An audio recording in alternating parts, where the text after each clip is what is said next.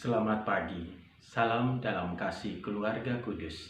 Dari Biara Bethlehem Salatiga, saya Romo Martin MSF hadir menyapa Anda semua dalam cinta Tuhan.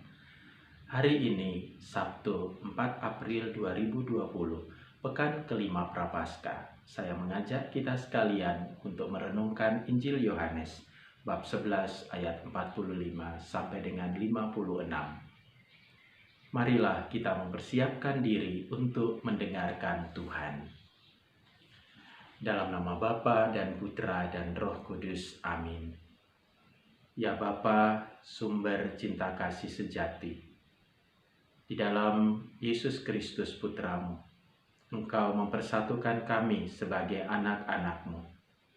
Ia telah mengorbankan diri sehabis-habisnya. Kami bersyukur untuk semuanya itu. Dan teristimewa kami bersyukur untuk kehidupan yang Engkau anugerahkan kepada kami hari ini. Saat ini kami mau mendengarkan suara-Mu. Tolonglah kami dengan Roh Kudus-Mu, supaya kami dapat mendengarkannya dengan baik, meresapkannya dalam hati kami, dan melaksanakannya dalam hidup kami.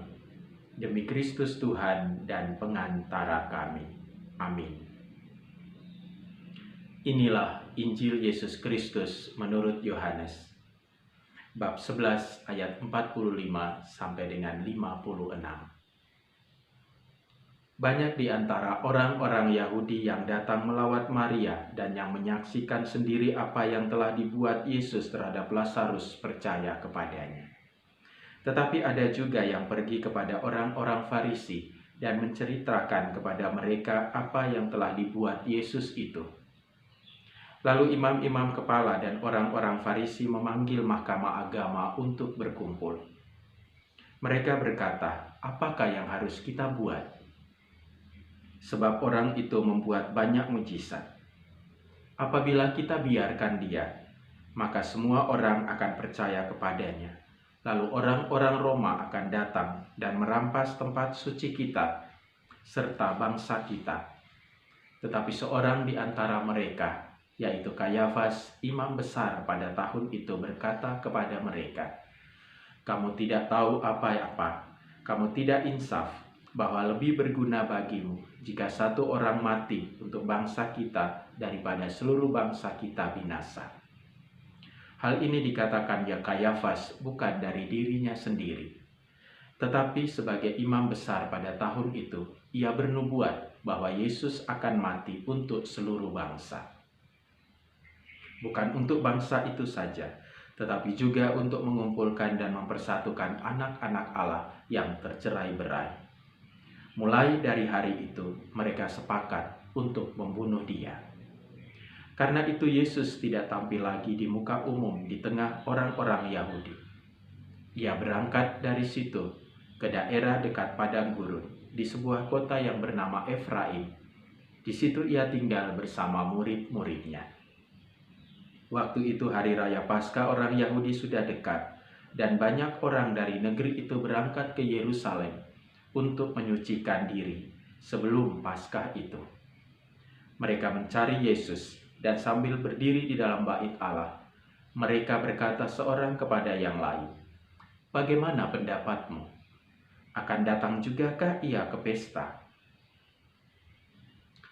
Saudara-saudari yang terkasih di dalam Tuhan kita Yesus Kristus, sebuah persaingan wajar terjadi di antara kelompok-kelompok atau di antara pribadi-pribadi. Ada persaingan yang sangat sehat, saling mendukung satu sama lain. Tapi ada juga persaingan yang disebut dengan persaingan yang tidak sehat, di mana satu yang lain saling menjatuhkan, di mana satu yang lain saling menjelekkan, demi suatu prestasi, demi suatu kekuasaan, demi suatu kedudukan. Dan itu mungkin telah menjadi sikap dan watak manusia. Sebab juga terjadi pada zaman Tuhan kita Yesus Kristus. Apakah Yesus pernah mengatakan hal yang salah? Apakah Yesus pernah melakukan hal yang keliru? Apakah Yesus pernah menjelek-jelekan orang? Sejauh yang kita tahu dan kita yakini melalui tulisan di dalam kitab suci, Yesus tidak pernah melakukan hal itu. Ia selalu mengajarkan hal-hal yang baik. Ia selalu membuat orang-orang menjadi lebih baik. Ia selalu mengajarkan hal-hal yang baik. Tetapi selalu saja ada yang melihatnya dari sisi yang salah. Selalu saja ada yang melihat dari sisi yang negatif. Kelompok orang-orang Farisi dan ahli-ahli Taurat melihat Yesus sebagai sebuah ancaman. Pertama-tama karena mereka takut kehilangan pamor. Mereka takut kehilangan kekuasaan yang ada di tangan mereka. Mereka takut kehilangan massa. Maka mereka melakukan sesuatu yang dapat menjatuhkan Yesus. Atau bahkan mereka membuat sesuatu supaya orang-orang dapat mendukung mereka untuk membunuh Yesus. Maka mereka selalu mencari kesalahan-kesalahan dari diri Yesus. Dan memang demikianlah yang terjadi. Mereka mewartakan, memberitakan sesuatu yang jelek, sesuatu yang salah dari diri Yesus Kristus, sekalipun hal itu adalah hoaks, sekalipun hal itu adalah ketidakbenaran. Tapi karena kedudukan mereka yang tinggi, kekuasaan mereka mudah untuk mempengaruhi rakyatnya, dan rakyat lebih percaya kepada mereka. Saudara-saudari yang terkasih di dalam Tuhan kita Yesus Kristus, apa yang dinubuatkan oleh Kayafas memang harus terjadi. Bahwa lebih baik satu orang mati untuk menyelamatkan bangsa kita daripada seluruh bangsa kita ini binasa. Yesus adalah korban. Korban sejati untuk mendamaikan semua bangsa, untuk mempersatukan semua bangsa sebagai satu keluarga Allah. Yesus adalah korban dari dosa-dosa manusia. Yesus adalah penghapus dosa-dosa kita dan penyelamat kita. Kita akan merenungkannya, kasih dan pengorbanan Yesus Kristus itu dalam pekan suci yang mulai besok kita rayakan dalam Minggu Palma.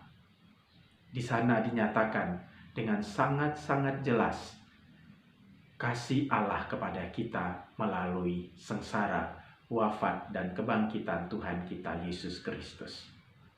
Semoga kita sekalian diteguhkan dan terinspirasi oleh Injil pada hari ini, sehingga kita pun rela untuk melakukan segala yang baik, memilih untuk melakukan kebaikan-kebaikan dan kebenaran demi keselamatan orang lain. Semoga kita pun terinspirasi untuk berani mengorbankan diri bagi kedamaian bersama. Allah Bapa yang penuh kasih, semoga kami diterangi oleh Injil pada hari ini dan oleh teladan Yesus Kristus Putra-Mu, juga berani untuk memberi diri kami sebagai tanda sukacita bagi sesama kami. Dan semoga kami tidak takut untuk berkorban untuk kebahagiaan sesama di sekitar kami. Demi Kristus Tuhan dan pengantara kami. Amin. Tuhan bersamamu dan bersama rohmu.